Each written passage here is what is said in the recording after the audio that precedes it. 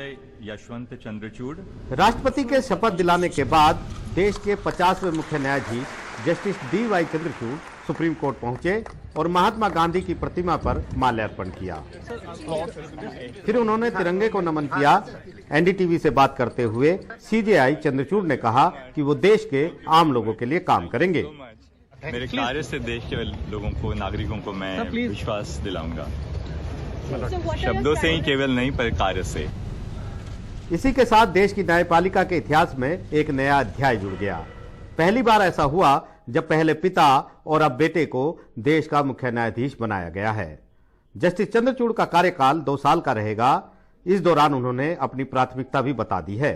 सामान्य नागरिक की सेवा करना यही मेरी प्रायोरिटी है। अब आप आगे देखते रहिए, कार्य से हम सारे भारत के सारे नागरिकों के लिए कार्य करेंगे, चाहे टेक्नोलॉजी में हो, चाहे रजिस्ट्री के रिफॉर्म्स में हो, जुडिशियल रिफॉर्म्स में हो, हर चीज में नागरिक का हम ध्यान रखेंगे। जस्टिस चंद्रचूड़ को प्रोग्रेसिव और लिबरल जज माना जाता है।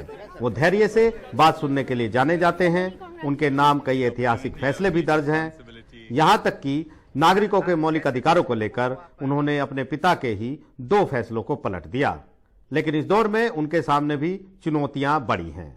देश की न्यायपालिका के नए मुखिया ने आते ही कहा कि वो देश के आम नागरिक के लिए काम करेंगे और इसके बाद अदालत में केंद्र सरकार को सफाई कर्मी के खिलाफ अपील करने पर फटकारा भी। अभी तक इस अदालत के लिए कहा जाता था कि इसके पास आम लोगों की सुनने का वक्त नहीं है, लेकिन अब नए चीफ जस्टिस ने साफ कह दिया है कि वो आम आदमी की सुनेंगे भी और समझेंगे भी।